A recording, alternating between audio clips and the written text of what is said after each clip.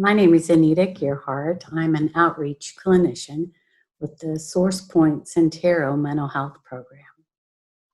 I'm going to talk today a little bit about emotional health. Emotional health is just as important, if not more important in some cases, as physical health. They both certainly impact each other.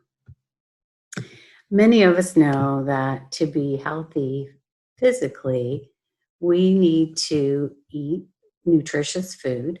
We need to exercise. We need to sleep well. And, that's no surprise. But to be healthy emotionally, those same exact things are needed along with other things, but they are very important to our emotional health. I'm sure we can all think of a time when our physical health impacted our emotional health and vice versa. They are kind of like a couple that they work better together rather than against each other. So it's better if they're kind of connected. If we know eating well, sleeping well, moving more is good for us physically and emotionally, what can we do emotionally that helps our physical health?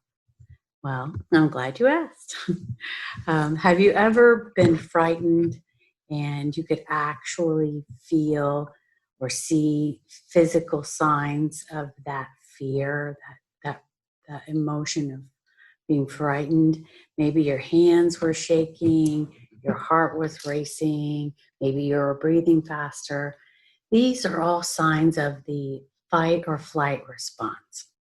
Your body is trying to determine if you stay and fight or if you run fast away.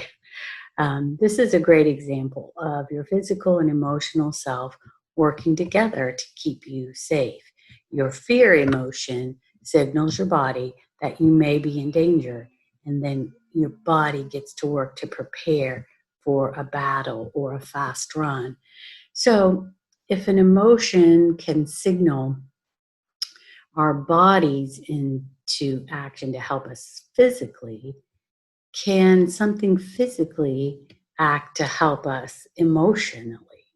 Well, yes, it can. If we're feeling fear because we're worrying something may happen to us or a loved one, we can use the physical act of deep belly breathing to slow our breathing, slow our heart rate, and calm us. Just like when we're afraid, our body takes over to prepare us to fight or run. If we have the fear and there's no imminent danger, then we can use a physical act such as breathing deeply to help us calm down emotionally. So, for instance, I use a breathing technique. It's nothing fancy. It's just called 4 by 4 by 4. And that's just breathing in through your mouth deeply, slowly for 4 seconds, holding it for 4 seconds, and then slowly breathing it out through your lips, like you're blowing up a balloon or something. There's nothing magical about the 4 seconds. If you want to do 3 by 3 by 3, that's absolutely fine. If you want to do 5 by 5 by 5, that's fine too. It's just easy for me to remember 4 by 4 by 4. And that's just what I say, but there's nothing magical in that. So you do whatever you feel comfortable with. Sometimes breathing in is difficult for people. Sometimes holding it for any length of time is difficult. So whatever helps you breathe in slowly, hold it, and breathe out is what you need to focus on. So why don't we just try that right now with just a gentle, deep breath in with me. Just kind of go.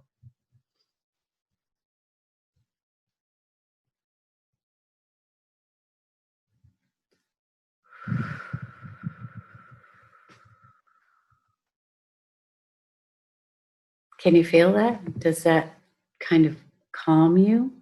So doing this about 3 or 4 times in a setting really does calm you and recenter you into um, not feeling so scattered and so fearful. So I would just encourage you to do that various times throughout your day, even when you're not feeling stressed. It still has the good benefits. Something else physical that we can do, like take a walk, or maybe do some chair stretches or chair yoga. There's many videos. I know SourcePoint has had in the past some exercise videos and yoga online. Exercising and moving our body is very important. Um, it kind of helps us get rid of some nervous energy. Listening to music can also lift our mood. If we listen to music and we enjoy it and it makes us maybe smile, maybe move around a little bit, that's a 2 for 1, moving and listening to music. Maybe we sit outside or take a walk to enjoy some beautiful scenery. Right now, it's a really good time with fall coming on. It's not too cold, it's not too hot, and it might be a very enjoyable time. These are all ways we're using our senses. We're looking around us, using our vision and hearing, listening to music, or maybe we can even listen to the crunching of leaves and the birds and all the sounds out in nature. Um, Breathing, using our physical body and moving. These all help us emotionally. They're really simple. You don't need to have any special equipment. Sometimes you can't get out in nature. Maybe you don't have a way to get out, and you maybe don't have a good view out your window. Maybe you have a wonderful place that you could uh, go to as you imagine that someplace maybe you used to go that you loved, or something that just takes you in your imagination to a great place of calm and peacefulness. Another important aspect of emotional health is to interact with each other. We are a part of a group of people that need each other. I know some of us are introverts, some of us are extroverts, but in essence, we all need one another. We need to be interacting with one another. We weren't meant to do this life alone. And so I know these times are strange and our world feels upside down, but with COVID and all the restrictions, but calling a friend or meeting a friend in your um, driveway to sit in a chair, socially distanced, or just any way you can connect with friends and family is vitally important to your emotional health. Isolation does nothing but breed um, loneliness and sorrow. Even if you're an introvert, you still need connection and interaction with other people. Um, there are lots of stresses on us, especially now during this pandemic time, and we're all feeling some level of stress and confusion and fear. And we will get through this, and we will survive. It may not feel like it on some days, but hang in. And just remember as we close to our emotions have a purpose.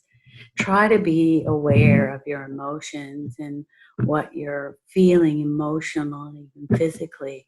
If you're hurt because of an action of someone else, identify it.